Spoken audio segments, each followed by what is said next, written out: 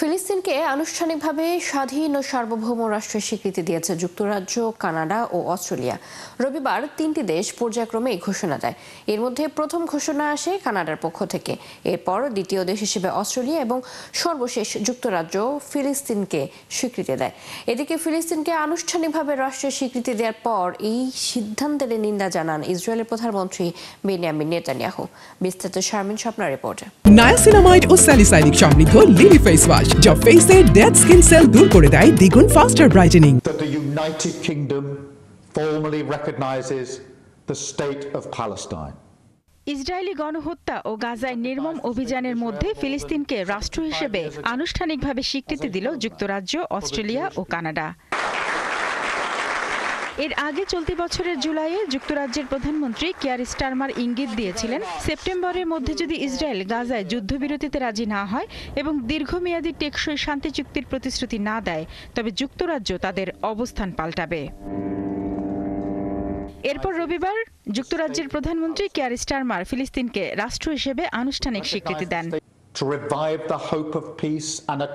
৭৫ বছরেরও বেশি আগে ইসরায়েল রাষ্ট্রকে ইহুদি জনগণের স্বদেশ হিসেবে স্বীকৃতি দিয়েছিলাম। আজ আমরা ১৫০টিরও বেশি দেশের সাথে যোগ দিচ্ছি যারা একটি ফিলিস্তিনি রাষ্ট্রকেও স্বীকৃতি দেয়। ফিলিস্তিনি এবং ইসরায়েলি জনগণের প্রতি অঙ্গীকার যে একটি উন্নত ভবিষ্যৎ হতে পারে। এদিকে কানাডা ও অস্ট্রেলিয়াও জাতিসংঘের সাধারণ পরিষদে ফিলিস্তিনকে স্বীকৃতি দেওয়ার কথা জানিয়েছিল, তবে তার আগেই স্বীকৃতির ঘোষণা দিল এই দুই দেশ। কানাডা প্রথম G7 দেশ হিসেবে ফিলিস্তিনি রাষ্ট্রকে স্বীকৃতি দিয়েছে। কানাডার প্রধানমন্ত্রী মার্ক কার্নি জানান, কানাডা ফিলিস্তিন রাষ্ট্রকে স্বীকৃতি দিচ্ছে, একই সঙ্গে ফিলিস্তিন এবং ইসরায়েলের জন্য একটি শান্তিপূর্ণ ভবিষ্যৎ গঠনে অংশীদারিত্বের প্রতিশ্রুতি দিচ্ছে। এদিকে ফিলিস্তিনি রাষ্ট্রকে স্বীকৃতি দেওয়ার পর ইসরায়েলের প্রধানমন্ত্রী বেনিয়ামিন নেতানিয়াহু প্রতিক্রিয়ায় জানান, সন্ত্রাসবাদকে পুরস্কৃত করা হচ্ছে। ফিলিস্তিনি রাষ্ট্রকে স্বীকৃতি দেয়া নেতাদের জন্য আমার একটি স্পষ্ট বার্তা আছে, এটা ঘটবে না।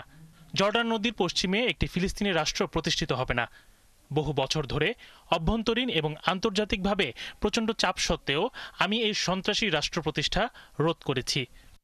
জাতিসংঘের ১৯৩ সদস্যের মধ্যে এখন প্রায় ৭৫% দেশই ফিলিস্তিনকে রাষ্ট্র মানে, কিন্তু দেশটির কোনো আন্তর্জাতিকভাবে স্বীকৃত সীমানা, রাজধানী বা সৈন্য না থাকায় এ স্বীকৃতি মূলত প্রতীকী। শারমিন স্বপ্না, ৭১।